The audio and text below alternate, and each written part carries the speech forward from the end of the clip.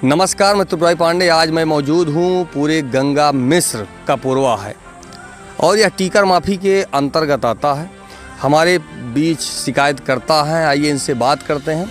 इनके द्वारा मामला उठाया गया है कि जिनके पास 3 मकान पक्का है उसके बावजूद भी उनको प्रधानमंत्री आवास दिया गया है। अभी मैं उसी जो गांव है उसी गांव में मैं पहुंचा और हमने इंक्वायरी किया। हमने देखा कि वाकई में 3 मकान बना हुआ है। मकान बनने के बाद इनके द्वारा शिकायत किया गया कि जो व्यक्ति पात्र हों उनको मिलना चाहिए, जो अपात्र हैं उनको मकान नहीं मिलना चाहिए। ये शिकायत इनके द्वारा किया गया था।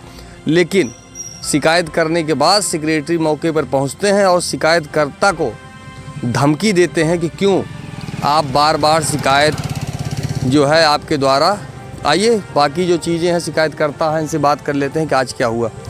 आज जो है सेक्रेटरी आए थे। हाँ सर जी आए थे। तो क्या मामला है उसके बारे में उन्होंने हमको जो है फ़ोन क्या मामला है पूरा बताइए। पहले ये मामला है कि हमारे गांव में एक सुषमा है जी। सुषमा उनका जो है टीकर माफी में हाईवे पे भी जो है 2 कमरों का पक्का मकान और एक गैलरी है, जिसमें एक में ठेका देसी शराब और दूसरे में ठंडी बियर वाला लगभग 8-10 सालों से दिया है। जिसका मैंने जब शिकायत किया था तो उसके साथ उसका एग्रीमेंट लगाया था और लोग पैसा भी ले रहे हैं। उसके बाद जो है गांव में भी उनका 2 मकान पक्का बना हुआ है।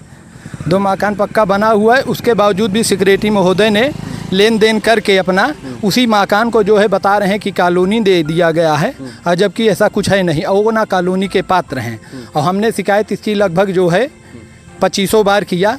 आज सेक्रेटरी महोदय जांच करने के लिए आए और हमको फ़ोन किए। अभी तक तो फ़ोन भी नहीं कर रहे थे।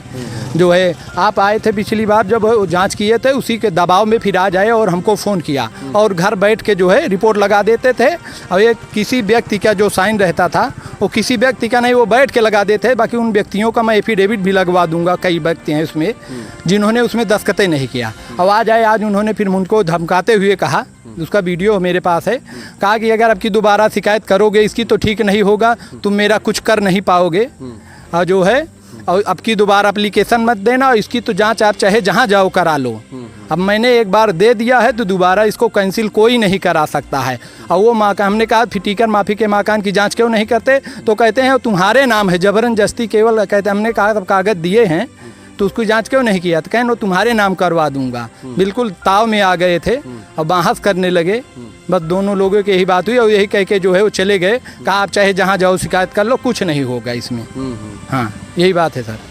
अब इनके बात से ये नहीं समझ में आता कि सेक्रेटरी जांच करने आए थे या पीड़ित को धमकी देने आए थे। जिसका वीडियो है हमारे पास सर, वीडियो है, अभी हम आपको भेज देंगे। हाँ उसमें आवाज़ थोड़ा दूर है, मगर उसमें आप गौर से सुनेंगे तो उसमें लगेगा कहेंगे कि जो है मकान तुम्हारे नाम करवा दूंगा, आप हमसे बात मत करिए, दोबारा शिकायत किए। बहुत गौर से सुनना पड़ेगा, दूर से बना था वीडियो। हमको जानकारी थी नहीं कि हमसे वो मारपीट हो इस पर आ जाएंगे।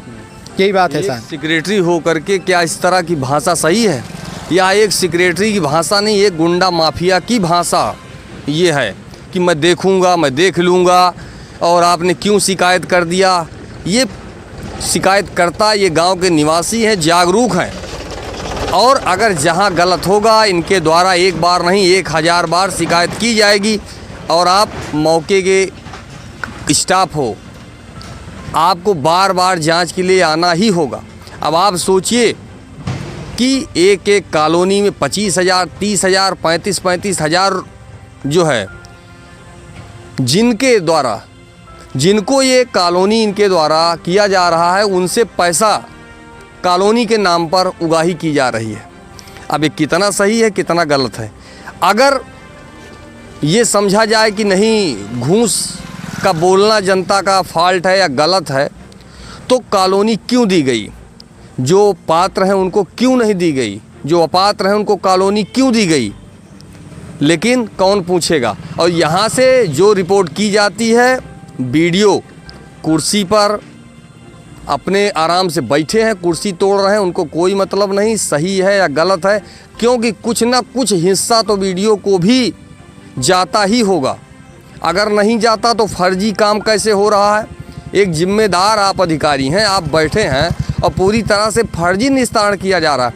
और जहां पर योगी आदित्यनाथ जी की सोच थी कि सीएम की व्यवस्था कर दिया जाए, उस पर कैंडिडेट पहुंचेगा और जो शिकवा शिकायत होगी। लेकिन जन सुनवाई का जो पोर्टल बनाया गया है, सीएम पे सारी शिकायतें जो जा रही हैं, एक का निस्तारण नहीं, जो भी निस्तारण हो रहा है फर्जी हो रहा है। और ऐसे ही पीड़ित को जिनके द्वारा शिकायत की जा रही है, गांव पहुंचकर धमकी दे रहे हैं सेक्रेटरी। और उनका बोलना ये है कि कहीं भी जाओ। क्यों? हाँ सर, बोलते हैं कहीं भी जाओ, सब मैनेज हैं हमसे। और कम से कम 17 या 18 हमने शिकायत किया है, उसमें सब में केवल एक ही रिपोर्ट लगा दिए हैं कि वो देवर का घर है। हमने कहा जब कागज उसके नाम है, खतौनी उसके नाम है, तो कहीं उसको तुम्हारे नाम करवा दूं? कागज खतौनी लेकर क्या करोगे? उसको मैं तुम्हारे नाम करवा दूं? मैं 10 लोगों को देख के कर रिपोर्ट लगाऊंगा कि कागज और खतौनी और ठेका देसी शराब के एग्रीमेंट का लगाऊंगा। हमने कहा कागज कुछ नहीं है और 10 लोग बहुत हैं, और घर में बैठ के उन्हीं 10 लोगों का साइन मार लेते हैं, उसमें से 8 लोग तो विरोधी हैं उनके। यही बात है सर। और हर बार वहीं, एक बार मैं वीडियो के बाद भी गया था तो उन्होंने कहा जो जाते हैं जांच करने, मैं खुद थोड़ी जाऊंगी। हाँ, मैं तो यहीं बैठ के करूंगी, जहाँ जो आता है जो लिखता है वही कर दूंगी। बताइए, अगर सेक्रेटरी के द्वारा रिपोर्टिंग फर्जी की जा रही है तो वीडियो भी बैठ करके आंख मूंद करके सिग्नेचर मार रहे हैं, कहीं न कहीं ये भी इस चीज़ के दोषी हैं। पूरी तरह से आप मान के चलिए कि ये भी किसी न किसी तरह से दोषी हैं। ये स्वयं जांच करना नहीं चाहते। एक बार शिकायत हुई और जांच आख्या सेक्रेटरी के आपके पास आने के बाद अगर पीड़ित संतुष्ट नहीं है और दोबारा पीड़ित के द्वारा एप्लीकेशन दिया जा रहा है तो आप स्वयं क्यों जांच करने नहीं जाते हैं? अब ये देखना होगा कि खबर चलने के बाद ऐसे ही आला अधिकारी बैठे हुए हैं जो योगी आदित्यनाथ, जो कि सीएम हैं, उनकी छवि को धूमिल इनके द्वारा किया जा रहा है। और गौरीगंज में जो डीएम, सीडीओ, पीडी ये सब बैठे हुए हैं, एक भी शिकायत का निस्तारण सही से नहीं हो रहा है। यही कारण है कि चारों तरफ भ्रष्टाचार चरम पे है।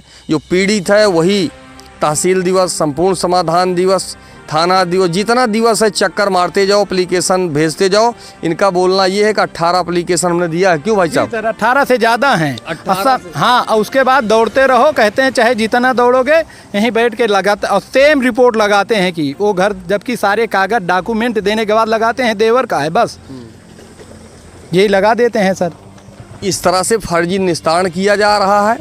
आप लोग देखें, ज़्यादा से ज़्यादा लाइक करें, शेयर करें, और यह बात शासन तक जानी चाहिए। और ऐसे सेक्रेटरी के खिलाफ तत्काल प्रभाव में FIR होना चाहिए, कार्रवाई होनी चाहिए, जिससे भविष्य में इस तरह का जो मामला सामने आया है वो जो है। फिलहाल मैं त्रिपुरारी पांडे, NDTV लाइव, अमेठी से।